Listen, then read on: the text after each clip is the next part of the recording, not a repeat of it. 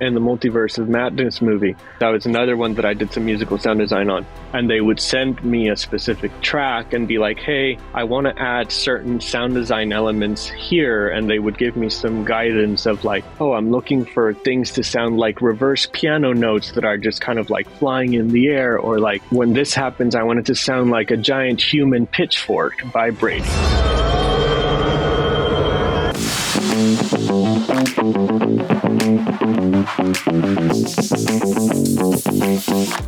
Hi, and welcome back to StudioBinder Academy. I'm Brandon. Today we're speaking with composer Rene Boscio, who's composed music for projects such as Emergency, the Time Capsule, the Watchful Eye, and many more. Rene, thank you so much for being here today.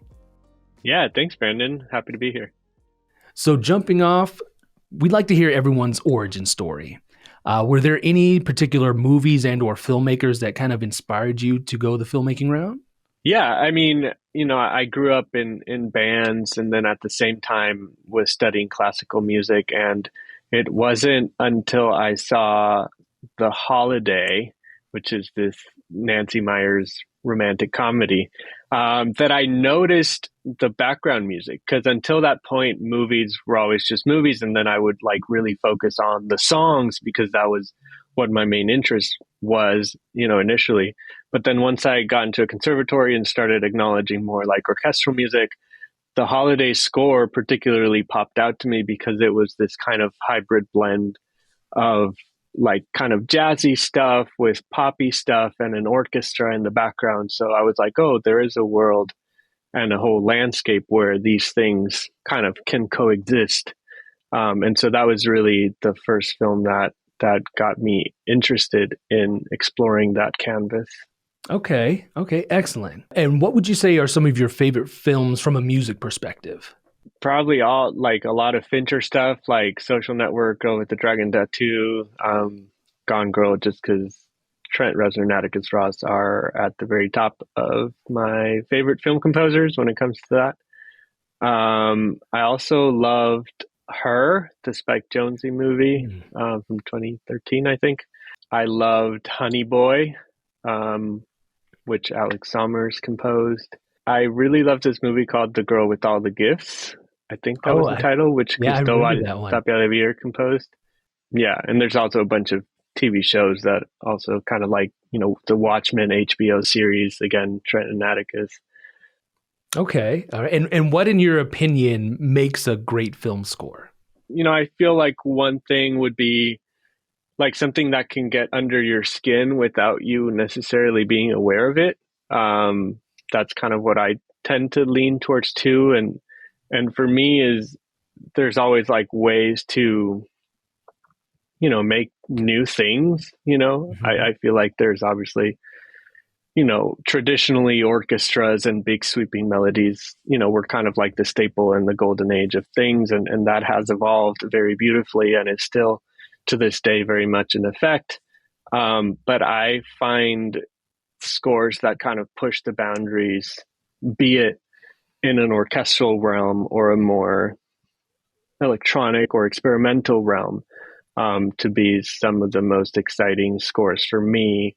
For example, like I recently saw Poor Things in the theater, and that score, even it's primarily orchestral, but it treats it in a way that feels refreshing, and that's something that other composers too, like Johnny Greenwood or Mika Levy, tend to hone in on, which I find very interesting. Absolutely. Yeah, you had mentioned Her, and yeah, the music in that and the score to that, it really kind of immerses you into that world with Joaquin Phoenix. It's music can do so much for a film. It's such an amazing piece. Yeah, it definitely, and that's kind of what I like calling sort of like the sonic landscape or the sonic world of the movie, that I feel music can play as much of a part as the sound design or the actual locations, In terms of the path to how you got to where you are now, everyone's is different, but could you describe the general path that you took to end up where you are now? Yeah. So, I mean, like I briefly mentioned earlier, I first got into music through playing in bands and stuff like that all through like middle school and high school, just, just picking up the guitar or the drums and figuring things out myself with learning how to play songs. And so initially, my main interest was songwriting. As a singer songwriter, I would just kind of like, play chords, write lyrics and melodies, and then get friends together and play it and record. But then when it came time to go to college in Puerto Rico, we didn't really have somewhere to study proper songwriting. And my interest was to go to Berkeley in Boston, but um, we didn't really have the means for that. And my family has always, I think looking back now, very rightly so, been against taking out student loans and things like that. So they were like, well, there's this classical conservatory here that you could study composition and it'll be like songwriting, but without lyrics or something. And so I ended up going that route. And so I did like a bachelor's in classical composition and theory. And through halfway through that was when I kind of, as I mentioned, discovered film scoring and started getting more into it and started reaching out to neighboring film schools and asking their students if they would let me score their short films, their student films and things like that, sort of to start getting my feet wet in that world. And at one point in the conservatory, they also offered like a 1 semester film scoring introduction, so to speak. So that was also very insightful. And towards the end of my time there, they did a film scoring workshop with this composer from Hollywood. His name is Blake Neely.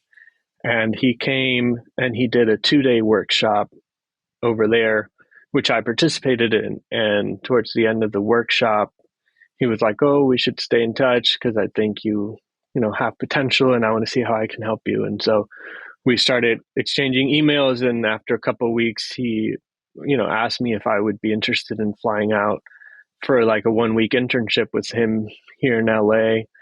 And so he flew me out and I spent the week just kind of seeing how Hollywood composers like do their thing. And he took me to Warner Brothers and all that stuff. And at the end of the week, he was like, hey, he had he had one assistant at the time, and he was like, hey, we're looking for somebody else to join our team. We like your vibe. If you wanted the job's yours. And so basically I just went back home and kind of like settled everything that I had going on and moved over here and started working for him. That was 10 years ago now. So then, once I was here in LA, I started working as an assistant for Blake and eventually, doing like basic assistant things like running errands and like managing schedules and doing deliveries and session preps and all that stuff. And eventually worked my way up to being an additional composer on all the TV shows that he was working on. And getting to write music for them. And after about 3 or so years, I eventually got married too. Like I met my wife here and we got married. And so it was it was a lot because at the time he was doing, I think like 6 TV shows at a time.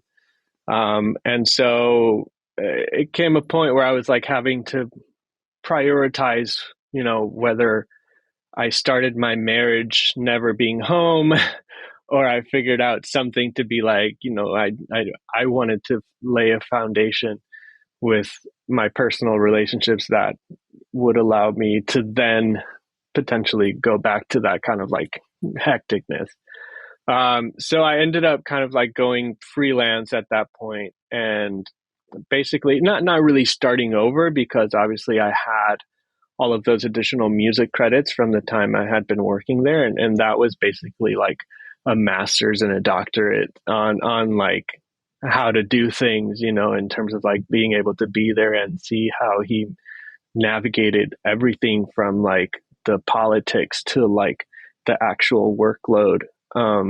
So I felt very prepared kind of to tackle stuff, but from a networking perspective, I obviously wasn't going to be like, in any of his networks, I was, always seen as like an assistant or an additional person. So I wanted to start building my own relationships from scratch. So I started doing a lot of networking through organizations like Film Independent or Nalip or different, organizations here in LA that support independent filmmaking. And I was very aggressive about, reaching out to people and meeting people. And so eventually, through several cold emails and very savvy research, I ended up getting my first independent feature film. And through that, the re-recording mixer of that movie brought me on to another movie he was doing because they were looking for a composer and he was impressed with what I did. And it just kind of, spiraled all the way to where we are now. I don't know how much detail you want from then to here, but we can get into that too if you want. Yeah. No, that's amazing. That's amazing. I love hearing these stories. I think they're so important for up and coming filmmakers to hear, because a lot of people out there, they might not have the means to go to a film school, but to see that persistence and perseverance that you showed, you went to the contemporary school and then just reached out to students at a film school to score there, and that experience alone, I'm sure you learned tons from. And then being able to go to LA and get that hands-on experience as well. It's such an amazing story. Thank you. Yeah. No, I mean, and like I said, yeah, I mean, it was definitely also like a journey where, I started freelancing about 7 years ago, and I didn't end up getting like my first bigger studio projects until like 2 years ago. So it took about like 5 years of freelancing and hustling to kind of like build those relationships. Cause like, for example, like 1 year after I started freelancing was when I met this director, Carrie Williams, whom I met at a Film Independent event through a mutual friend that I had reached out to. I used to look through the Film Independent catalogs. They have these talent guides where they list all of the fellows that participate in their programs. And I found this Puerto Rican editor in one of those talent guides that was based in Santa Monica. And so I reached out to her and I was like, hey, I'm Puerto Rican too. Like, let's be friends. And so she invited me to one of Film Independent's, I think they call it, I don't know, some of their director events. And so Carrie was there and she had worked with him in the past. And she was like, hey, I want you to meet this director friend of mine. And Carrie at the time was doing Film Independent's Project Involve. And they were doing a short film called Emergency. And they didn't need score for it, but they needed a piece to play in the background of like a video game or something. So I just gave them a piece from my catalog for free to use there. And the short ended up getting into Sundance. That was in like 2018. And yeah, after that, when it was time for him to do his first feature, which was called R#J, he ended up calling me up and, telling me that he was doing this movie, and it was like a small independent film. And so I was like, yeah, let's do it. And so that movie ended up getting into Sundance as well. So that was like our first feature film at Sundance. And at the time, my now agent approached me just being like, hey, we'd love to get to know you a little bit. And so I started building that relationship with my agent very slowly. And as we went through Sundance, he calls me up and he was like, hey, did you know Carrie is directing his next movie for Amazon? And I was like, oh, no, I did not know that, because Carrie's someone who plays things very close to the chest. And so, we worked a way where like my agent started talking to his Amazon contacts about me, so that then hopefully if Carrie were to at some point bring me up to them, they would be somewhat familiar with me, and have been hearing about me. And so at that point, fortunately, came where Carrie one day texted me being like, hey, did the Amazon people reach out to you? Like out of nowhere. And I was like, what? And so I told my agent, and so then, again, we just kind of like figured out and set up a meeting. And that first meeting was pretty scary because it was with Carrie and the producers, which were Temple Hill Entertainment. So Temple Hill Entertainment is like, they did all going back to Twilight all the way to like now, really big things like Smile different things. But yeah, so that was kind of nerve wracking, but it was cool because it was, it was also Carrie's first big feature like that with the big production company and a studio. And he also brought over our editor from our #J. So it was kind of like the three of us, having done our first Sundance film the year prior, now doing our first studio film together. And, at that point, once I got that movie, then my agents also signed me officially. And so that started opening up other doors as well. And yeah, it was very cool to have that experience with Carrie and Lamb, the editor. And then after that, I became a member of this organization called the Composers Diversity Collective, which was an organization established by Michael Abels, who is Jordan Peele's composer. And so that is an organization that is basically, serves to kind of like dispel this and also like help studios find diverse composers, which often it's like, oh, we don't know where to look. And so we have this like big directory, and we work. Now I'm on the board of it several years later. But we work to create relationships with studios and provide opportunities to our members so they can get to know studio folks. And at that point, there was like an opportunity with the ABC Signature team with doing some kind of workshop with them where they gave us some scenes, and then they basically gave us feedback for those scenes. And when my turn came, they didn't really have anything to add other than to say that it was great, that it could have gone to air like that, And so I again pinged my agent and was like, hey, we just had this workshop with the ABC Signature people. Can you try to get me a meeting with them, like a one-on-one meeting, since they had such, good feedback? I'm fresh on their minds. And so, my agent worked his thing, and I ended up getting like a meeting one-on-one with the ABC team, and they, just getting to know each other and getting to know what I was interested in doing and what they had in the works and what that kind of stuff. And so a few months after, they reached out to my agent being like, hey, we're looking for a composer for this TV show. We think Rene would be a good candidate. Would he be interested in doing a demo and taking a meeting and all that stuff? So we started the demo process, and eventually after several meetings and demos, I ended up getting that gig. And that was like my first television show, which was for Freeform, produced by Ryan Seacrest Productions and ABC Signature. And yeah, I mean, I don't know how much you want me to keep going for every project, but yeah, that was absolutely amazing. Yeah. I've done quite a few of these interviews, and one common thread, even in my own, I came up through the acting world. Networking is so instrumental in this industry, and without you having reached out or made friends with or worked on other projects, you might not have had those connections and which led you here today. So I mean, networking is definitely important.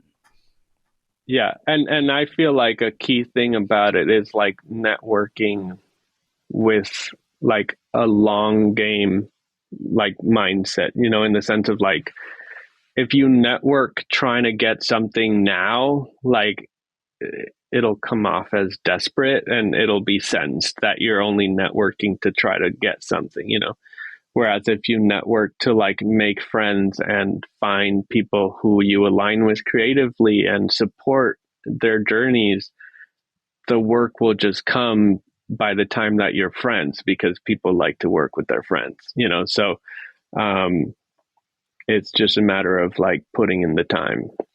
All right. Now I would like to go into the roles of the music department. So you've been credited as, let me take a look, a composer, a score producer, and a musical sound designer. Could you explain the differences of those different roles? Yeah, for sure.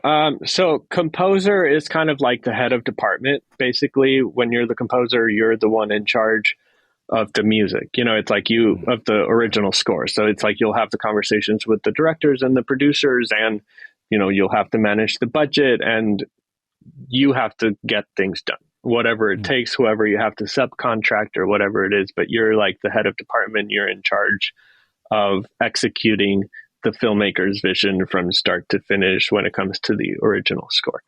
Okay. Score producer is a different title, whereas in the way that I've used it and I've seen it used, it's like you're the name or the person that the filmmakers went to, but for whatever reason, you're not actually able to physically do it. So you bring in a composer to do it, but you stay on kind of like as a producer where it's like you're still making the calls and making things happen and also giving creative direction or things like that, but somebody else is actually doing the composing, you know. So it's kind of more like an advisor slash producer role. Other times, you know, it's in, I think I mean, there are some times when it's like a composer might bring somebody in as a score producer to help them manage the workload. You know, if they're like, I have too many things, I just want to focus on writing. Can you manage everything else when it comes to like schedules and assistants and additional composers and giving feedback to people and stuff so that they can just focus on composing alone? So those are two examples of how a score producer might come into play. There is also the version of it where it's like if I'm the composer and I compose the entire score and then it's time to actually record the score, but I don't have the time to take care of music contracting, of booking studios, of prepping the, you know, orchestrators and making sure that all the parts and everything is ready so that when we get to the session, you know, everything's good to go. And then kind of like overseeing the recording session and interacting with musicians and technicians and all that stuff, then you can bring someone to score produce the recording process of the score. And they would be in charge of all the logisticals and all the supervising that would have to go on the stage when you're ready to record and all those things, all the way to like deliverables and whatnot. So that's yet another example of a score producer.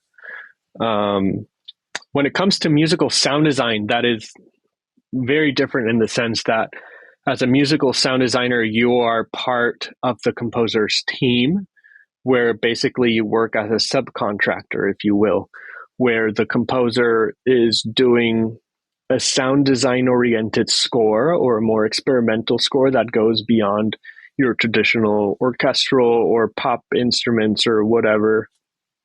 And they themselves either don't have the time or the know-how to do this kind of musical sound design of creating custom instruments or creating custom sounds. So they bring somebody in, like I've done several times, to create specific sounds that could be considered sound design, but because they have to be part of the score, need to have some musicality to them, and somebody who knows the music and also the sound design aspect of things to be able to create those elements so that then the composer can use them in their own creative will to incorporate those sounds into their compositions. And it varies in the sense that, like, for example, I did some work like that on Reacher, this Amazon show.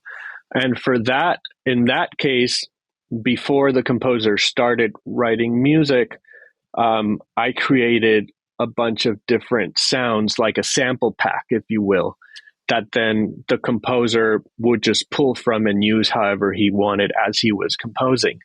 In other instances, like it was some on the first episode of Reacher 2, but also on this the Doctor Strange and the Multiverse of Madness movie. That was another one that I did some musical sound design on. For those two examples, the composer would have already composed the piece of music, and they would send me a specific track and be like, hey, I want to add certain sound design elements here. And they would give me some guidance of like, oh, I'm looking for things to sound like reverse piano notes that are just kind of like flying in the air. Or like when this happens, I want it to sound like a giant human pitchfork vibrating or something, you know. And then I get to work on creating those sounds and incorporating them into the piece of music that is already written. That's amazing. I always love seeing videos of people doing sound design. But I've never seen it done musically, though. I would be very interested to see a video of somebody creating those sound designs for a music score. That would be amazing. Yeah, yeah. Yeah, no, it's fun. And that's something that I do a lot for my own scores, obviously, when I have the time. Just because that is, I feel like, where my worlds meet, where um, my scores tend to be fairly sound designy because I have a big love for synthesizers, which in itself is a very sound designy nature. But I also love experimenting with sounds. Like I'm currently working on a feature now where I like every day I'm like putting stuff into the strings of my piano just to like get different tones from it, and it's like that experimental process when time allows is very creatively satisfying for me in in the sense of like I mentioned earlier, just kind of like pushing the boundaries of what scores are typically thought of as. And for the Watchful Eye, the show that I mentioned I did for Freeform, that was another show that I took the time to like make a lot of interesting sound design techniques for the score. I actually have a featurette up on my YouTube about it. And it got hectic in terms of the schedule. So I also myself had to hire some friends to do musical sound design for me along the way because I was able to do the bulk of it before we started scoring. But once we got to like episode 3 or 4 and the schedule was going crazy, I was getting tired of reusing the same sounds that I had made. So I was like, I need people to keep feeding me weird sounds so that it doesn't get repetitive, and I can just focus on composing. Um, so yeah, it works both ways. Yeah, it sounds like a lot of fun being able to do something like that. Yeah. Now, as far as composers and conductors, could you explain the differences between those two roles? Yeah, absolutely. Let's see. They can be one and the same, or they can be two completely separate folks. Okay. I think composers will oftentimes conduct their own music if they are well versed in the practice of conducting and also have very specific goals they want to achieve with the orchestra. But a lot of the times, composers also prefer to just be in the booth and able to hear the recording in context with everything else from a producer perspective. So, in that cases, they'll probably hire somebody to do the conducting instead so that they can just then take a step back and be the ears and more of like the producer of the recording, if you will. Conductors, I feel like most of the time are just trained professionals in conducting, and that takes a lot of like studying and classical preparation and all that stuff. But I feel like because they're so involved in the learning of that, they a lot of the times can be composers themselves just from like all the studying they have to do, you know what I'm saying? Whether they put it into practice or not, that's up to them.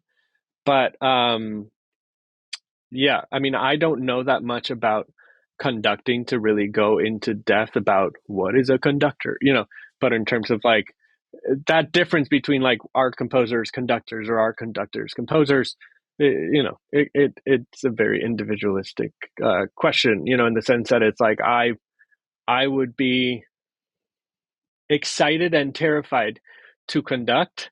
Um, but depending on the scale of the project, I would take it on or pass it off.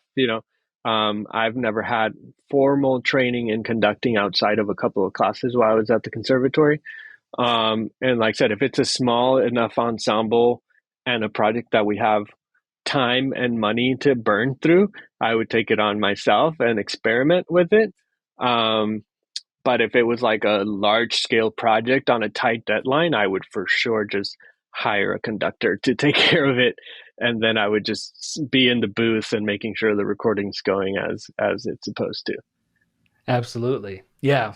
Yeah. It always seems to come down to time whenever you're working on any film Time project. and money. Yeah. Time and money. Yeah.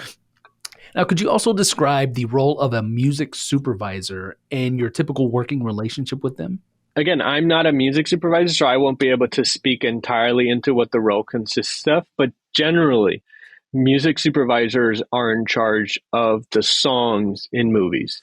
And by that, I mean they can be involved as early on as brainstorming phase and pitching songs to directors of being like, hey, what about this song? What about that song? What about X song for this scene? If a director already has the songs and they're already cut into the edit, um, they may just have to handle the clearances and licensing for those songs. So they may be involved in the legal aspect of like figuring out who owns it and getting the rights to be able to use them and negotiating the fees for the usage of the song and all that stuff. Um, if they're involved early on, they also have the power of recommending composers, which is when sometimes our paths cross as well. Other times they're involved in supervising on screen performances. So if it's like a movie that has an on screen musical performance, then it's more likely than not that a music supervisor will be on set, kind of like making sure that things are looking accurate to what they're sounding like in the recording, and may be involved in the contracting process of bringing musicians for the on-screen performance and things like that. Other times there are songs that are custom written for movies, so the music supervisor would probably work with the artists who are writing or recording. Maybe, I don't know. Again, these are all examples where it could be part of the job, but I'm not a music supervisor, so I for sure cannot speak to all of it. In terms of, like I said, in terms of my relationship with music supervisors, um, more often than not, it's kind of like two trains running in parallel that we're not really necessarily working with each other. But I always try to kind of like establish good working relationships and friendships with the music supervisors as part of like a, because both of us do make up the soundtrack of movies, if you will, and a lot of times there are songs that overlap with scores or things like that. So it's always good to have a good channel of communication of being like, hey, is this song set? Like, is this approved? Is this a song that is going to stay, so that I know when I'm writing the score, if I need to take that into consideration so that things are somewhat in the same key and they blend together properly and things like that.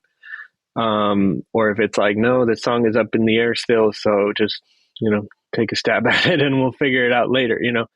Um, but yeah, and I mean, I think, music supervisors, like I said, they're good relationships to have, both like for us to know them and for them to know us, because there are times when both of us can make recommendations for each other in the hiring process.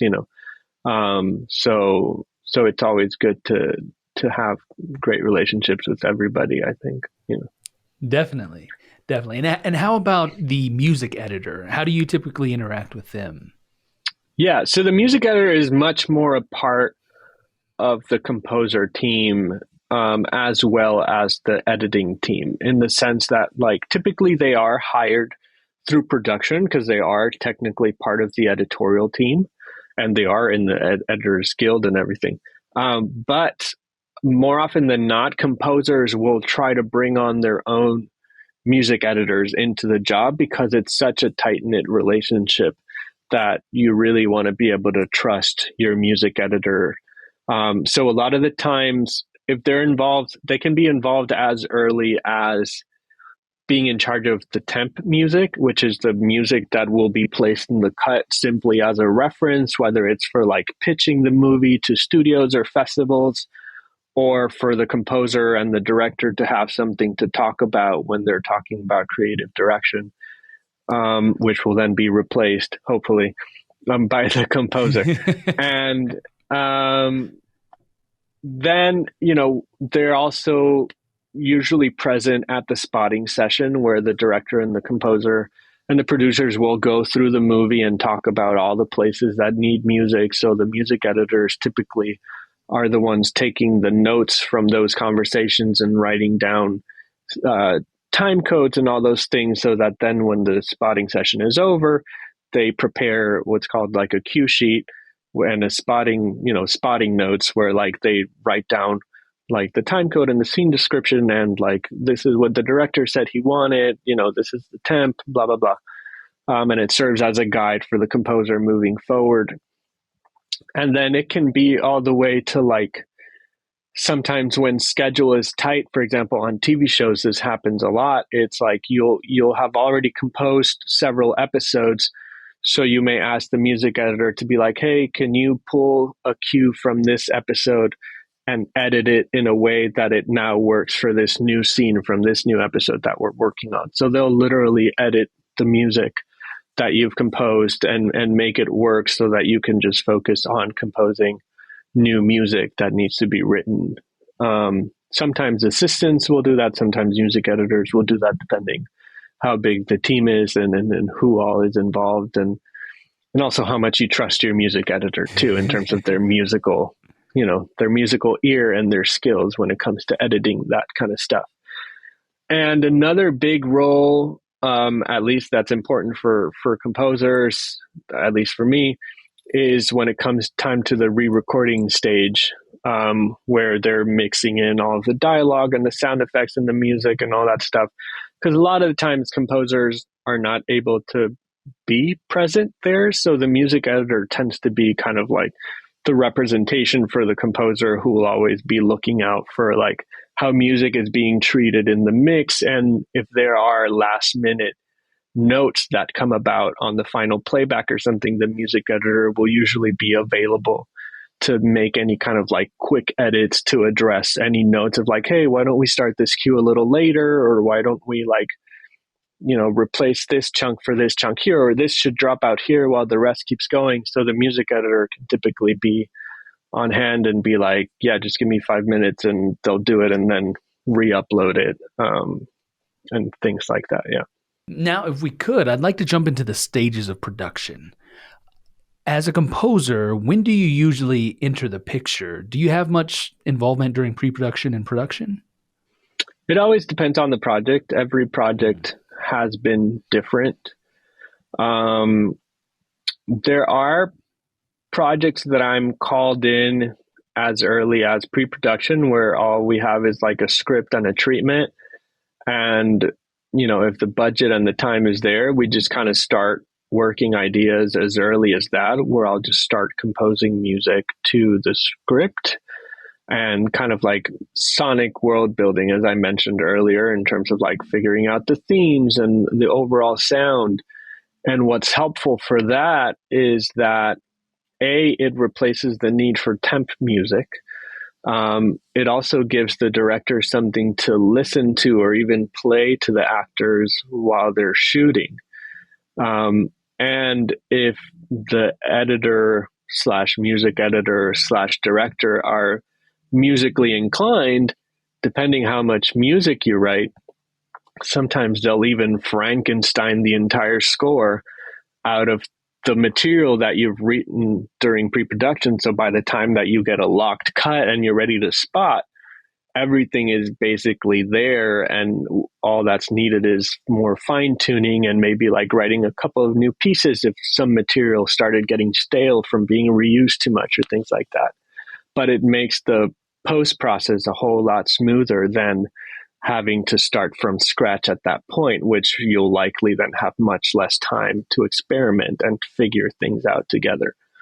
I would say that's one of my favorite ways of working, in the sense that it gives me a lot of creative freedom because I'm not tied to picture, and I'm not tied to like scene edits or specific beats that the editor might have pre-mapped using some other music that I wasn't aware of or involved with. It also allows the director a lot more freedom to play with the music themselves if they choose to. And oftentimes come up with ideas and ways of incorporating the music that I would have never thought of if I was just given the scene to write music to it.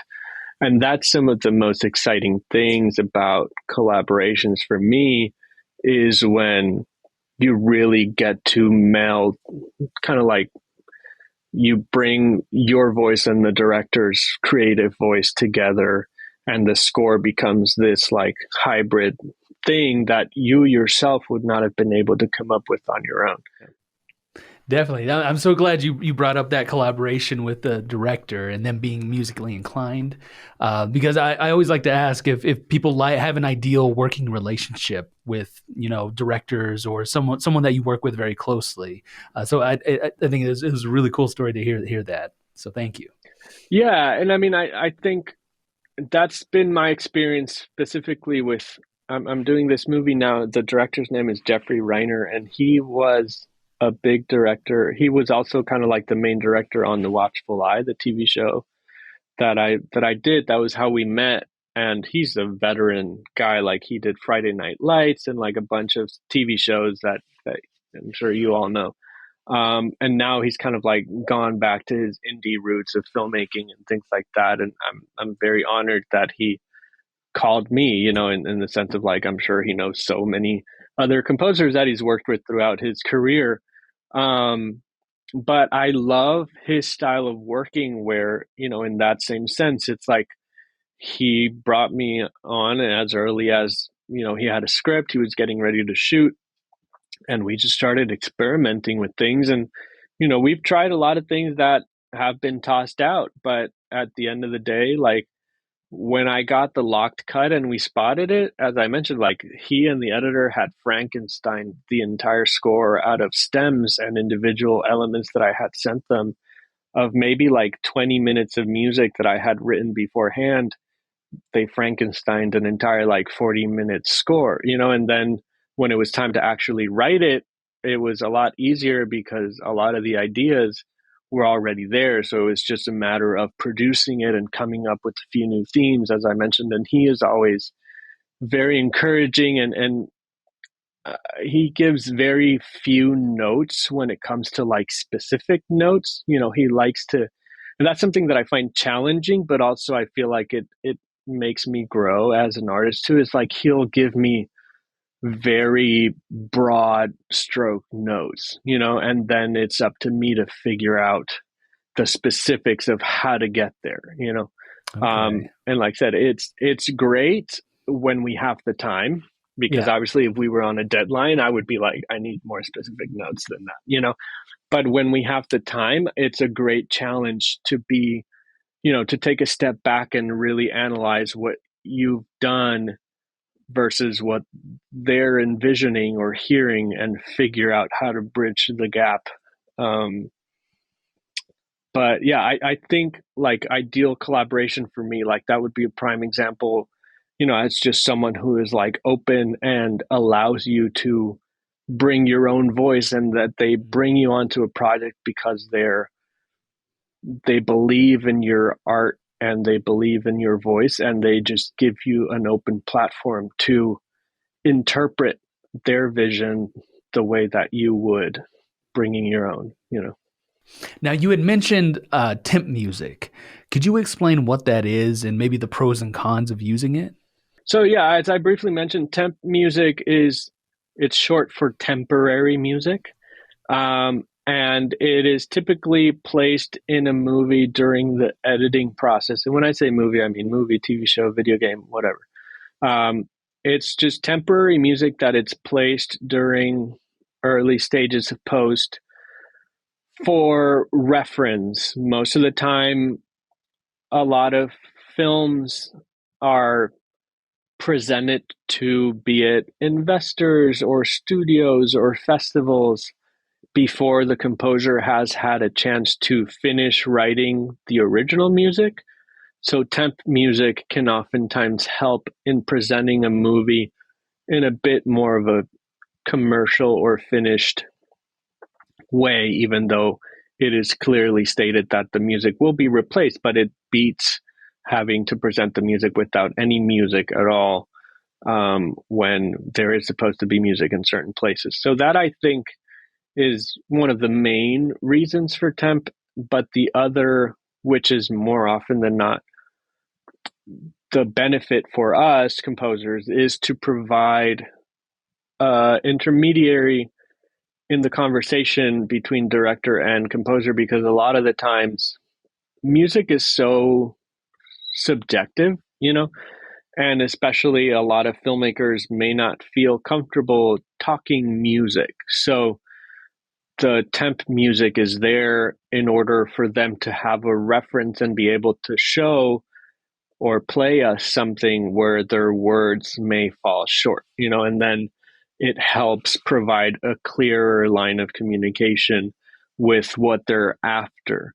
The dangers of it can be that, well, you need to be specific when you're talking about temp in terms of figuring out what it is about the temp music that is working for you and what it is that is not working for you. Because oftentimes you may like a piece of temp music because of the pacing that it gives the scene, but you may not like the instruments that are playing the music, the sounds that come with the music. So you need to communicate that what is working is the pacing and the shape, and not necessarily the instrumentation, so that the composer knows what it is that you're referencing and what it is that you like, and what they should try to kind of like stay in the ballpark of, versus what to completely ignore and do their own thing about.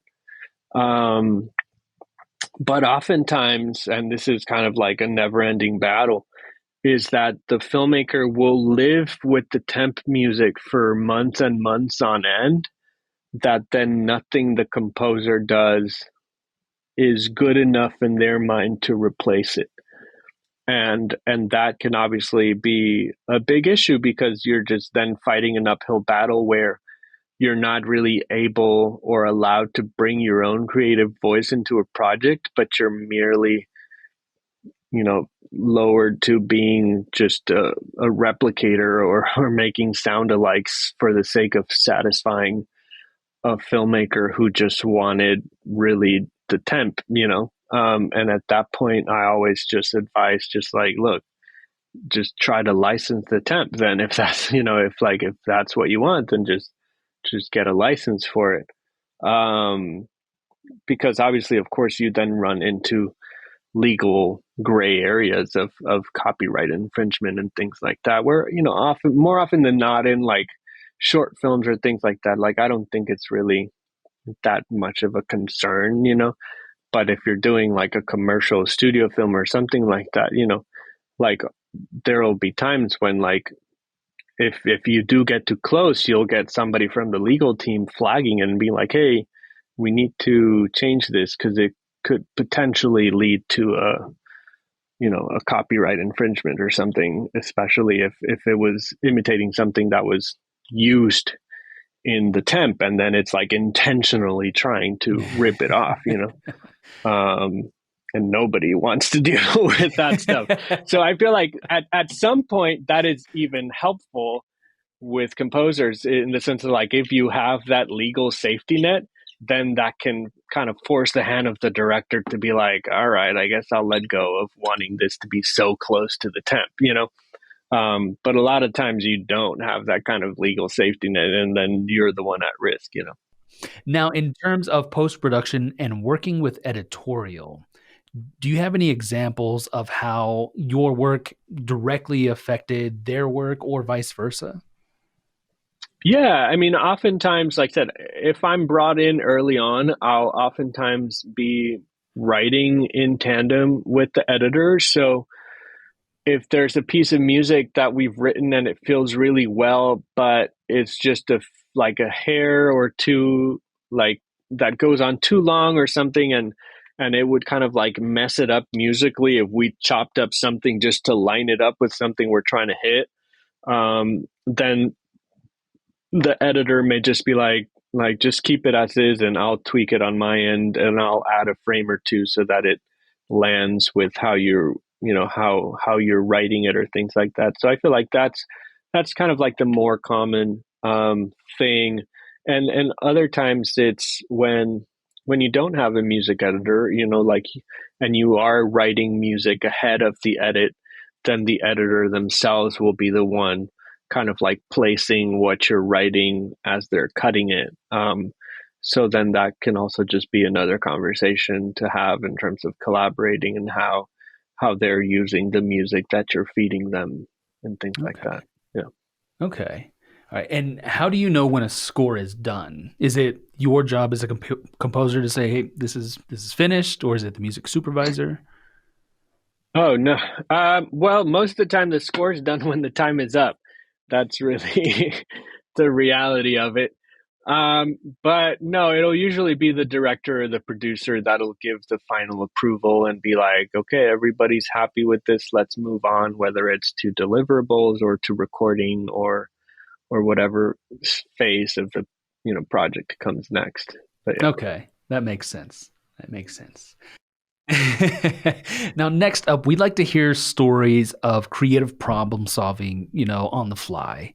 Do you have any of examples of your work where something unexpected happened and what it was and how it was resolved on the day?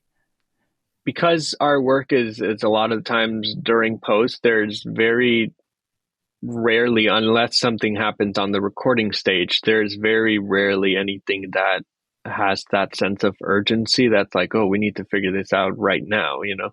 And a lot of times it's more so about like planning accordingly and stuff like that. But something, like I said, not in the same level of urgency, but a common problem solving situation is expectations of what the team wants the score to sound like versus the reality of whatever budget we're working with.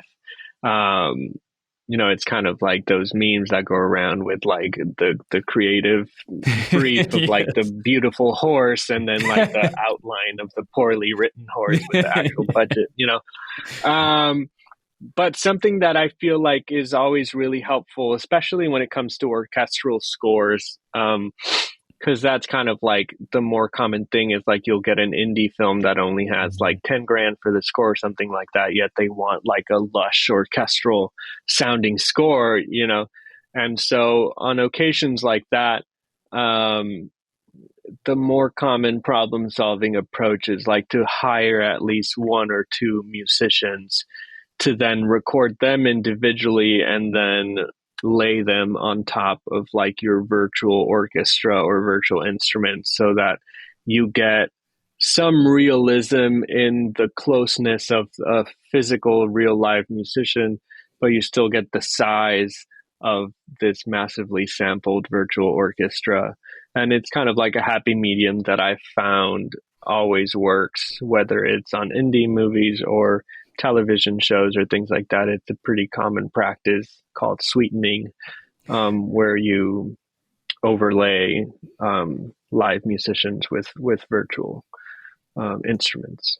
Excellent. And do you happen to have any happy accidents, what we like to call happy accidents, where, maybe an instrument was strummed in a weird way and it created this sound where it's like, oh, that actually works really well? Yeah, all the time. I mean, I don't know that I can give you examples, but I feel like I'm a big fan of